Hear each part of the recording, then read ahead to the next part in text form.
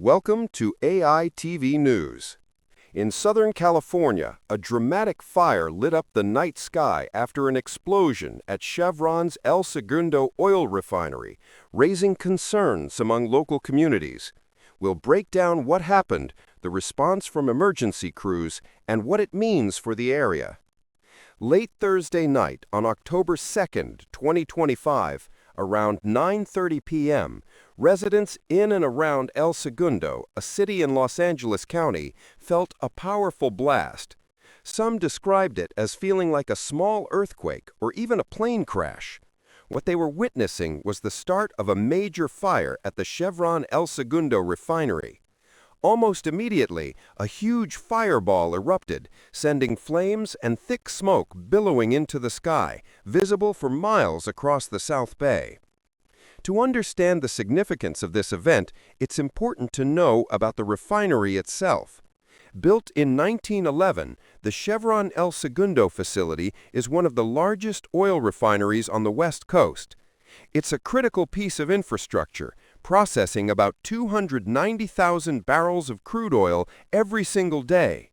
This facility supplies approximately 20% of Southern California's motor vehicle fuels and 40% of its jet fuel, including for Los Angeles International Airport, LAX. The fire broke out in the refinery's Isomax 7 unit, which converts mid-distillate fuel oil into jet fuel. This unit, along with two crude distillation units at the facility, supplies jet fuel to LAX. Given the scale of the facility and the explosive start to the fire, the emergency response was immediate and substantial. The refinery has its own dedicated fire department, which began tackling the blaze right away. They were quickly joined by crews from the El Segundo Fire Department and other nearby agencies. Their efforts paid off. Firefighters were able to contain the fire to one specific area of the refinery, preventing it from spreading throughout the sprawling complex. By about 10:30 p.m., less than an hour after it began, officials reported that the fire was largely contained. Firefighters stated that the blaze, which involved gasoline and diesel, would likely either burn itself out or be fully extinguished in a matter of time. For public safety, authorities closed several major roads around the refinery, including parts of the Pacific Coast Highway. For the community, the primary concerns were safety and air quality. Remarkably, there have been no reports of injuries to any refinery workers or the public. Chevron confirmed that all of its personnel and contractors were accounted for. No general evacuation orders were issued for El Segundo.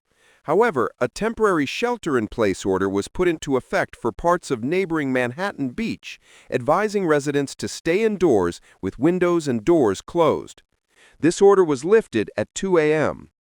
The smoke, of course, raised immediate questions about air quality. The South Coast Air Quality Management District, the agency responsible for monitoring air pollution, began assessing the situation. Initial reports indicated no elevated levels of toxins in the air. However, officials cautioned that this could change as the smoke settled, and advised residents that if they could see or smell smoke, it was best to stay inside and close windows. Official statements aimed to reassure the public. A Chevron spokesperson emphasized that the company's own fence line monitoring systems had not detected harmful emissions leaving the site. El Segundo's mayor, Drew Boyles, confirmed the fire was confined to the refinery's grounds, and LA County Supervisor Holly Mitchell stated there was no cause for alarm for El Segundo or the surrounding areas. The incident also drew attention from state officials, with the Governor's Office of Emergency Services coordinating with local agencies to ensure public safety. Operations at the nearby Los Angeles International Airport were not affected by the fire. While this was a dramatic event, fires at refineries in this industrial area are not precedented. The same El Segundo facility had a fire in 2017 after a pump failure. The biggest unanswered question right now is what caused the initial explosion. An investigation is underway to determine the root cause of the incident. For now, the immediate crisis appears to be over, thanks to a swift and effective firefighting response that contained a potentially catastrophic event. The focus now shifts to understanding why it happened and ensuring the safety of the facility and the surrounding community going forward. Germany has a growing drone problem, and a dramatic incident in early October showed just how disruptive it can be.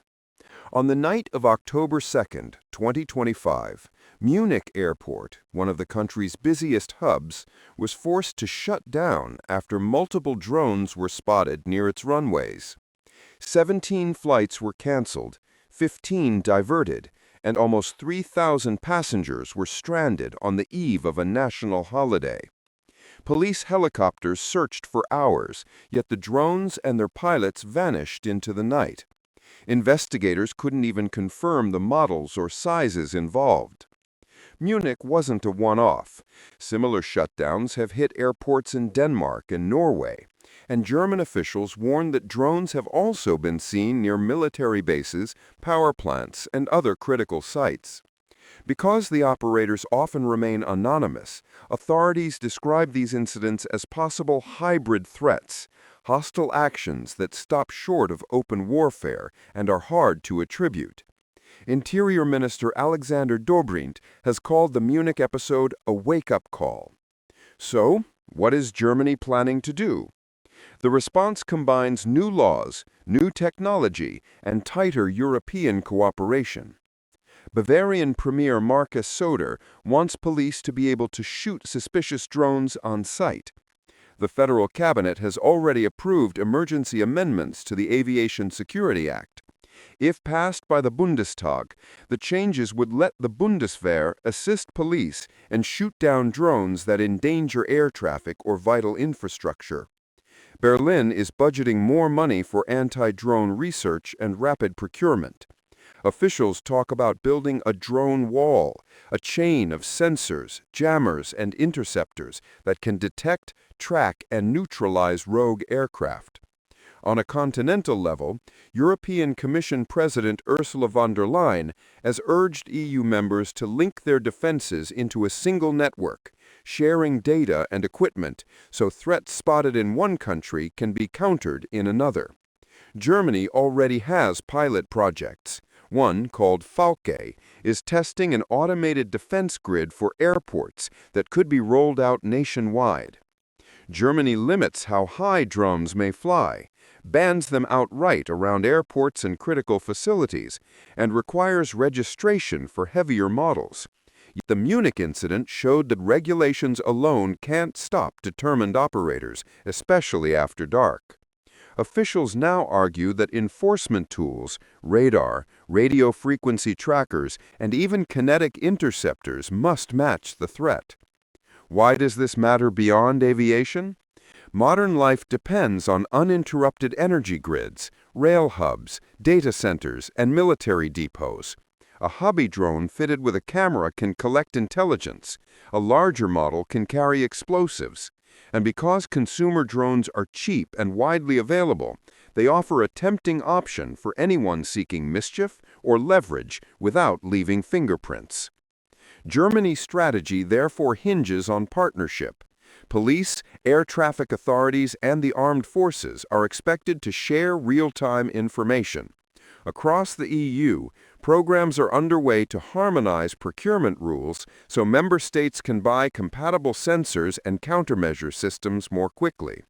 None of this will be easy. Shooting down a drone over a crowded airport risks collateral damage. Jamming its control link can also disrupt legitimate communications. And new laws must balance security with the booming drone economy, which includes medical deliveries, agriculture, and filmmaking. Still, after Munich, policymakers seem willing to accept those trade-offs. In short, the late-night disruption at Munich Airport crystallized a problem that has been brewing for years. Germany now aims to tighten its laws, ramp up technology, and lean on its European partners to make sure the next drone sighting doesn't ground thousands of travelers or threaten something even more critical. In today's Explainer, we examine a story that sits at the crossroads of technology, immigration policy, and free speech. On Thursday, October 2, 2025, Apple removed the crowdsourced app IceBlock from its App Store after sustained pressure from the Trump administration, igniting a debate about the reach of big tech and the safety of law enforcement officers. First, what is IceBlock? Think of apps like Waze, where drivers flag speed traps or traffic jams for one another. IceBlock worked the same way, but instead of police cruisers or potholes, users anonymously reported sightings of U.S. Immigration and Customs Enforcement agents. A dropped pin on the map triggered alerts for anyone within roughly a 5 to 10 mile radius. The app's creator, tech entrepreneur Joshua Aaron, marketed IceBlock as an early warning tool for immigrants, especially those who might be undocumented, to avoid unexpected encounters with federal agents. Since its launch earlier this year, the free app tallied more than 1 million downloads, climbing the social networking charts even faster once administration officials began publicly criticizing it. The Trump administration's stance was unequivocal. The app endangered officers by broadcasting their locations in real time. Attorney General Pam Bondi called it a tool that puts ICE agents at risk for simply doing their jobs, while Homeland Security Secretary Kristi Noem warned that it could amount to obstruction of justice. The Department of Justice formally demanded Apple pull the plug. Those concerns intensified after a tragic incident on September 24, 2025, when a gunman attacked an ICE facility in Dallas, killing 2 detainees and wounding a third before taking his own life. Investigators later found searches for ICE tracking apps, including IceBlock, on the shooter's phone. One ICE official likened such apps to handing a hitman directions to his target. Joshua Aaron rejects that connection as ludicrous and politically motivated. The Dallas facility, he notes, is a well-known public building that doesn't require a special app to locate. Aaron, who has compared current immigration enforcement to early signs of authoritarianism in history, insists IceBlock was designed to protect people, not endanger officers, and that sharing information visible in public spaces is speech protected by the First Amendment. After Apple's decision, he accused the company of capitulating to an authoritarian regime. Apple, for its part, said it acted after receiving law enforcement reports outlining safety risks. The company stated, "We created the App Store to be a safe and trusted place to discover apps, and IceBlock no longer met that standard." The episode raises larger questions. Where is the line between publicly sharing information and threatening public safety? Should tech giants serve as neutral platforms, or do they have a responsibility, perhaps even a legal obligation, to step in when government agencies claim harm? And what happens when that responsibility collides with political pressure? Critics of the takedown argue that Apple has become an unelected gatekeeper of expression, capable of erasing an app and the community that relies on it with a single policy decision. Supporters counter that Apple owns the storefront and must keep its users and law enforcement officers safe. Regardless, the practice of flagging ICE activity is unlikely to disappear. People can and probably will shift to encrypted messaging apps like Signal or WhatsApp, or private online forums, pushing the same information off the public grid and into harder-to-monitor spaces. Apple's removal of IceBlock marks a clear victory for the Trump administration, at least in the short term. Yet the broader debate over technology, surveillance, and civil liberties is far from settled. As long as smartphones remain the primary tool for sharing real-time information, the tension between digital platforms, government power, and individual rights will keep resurfacing, one app at a time.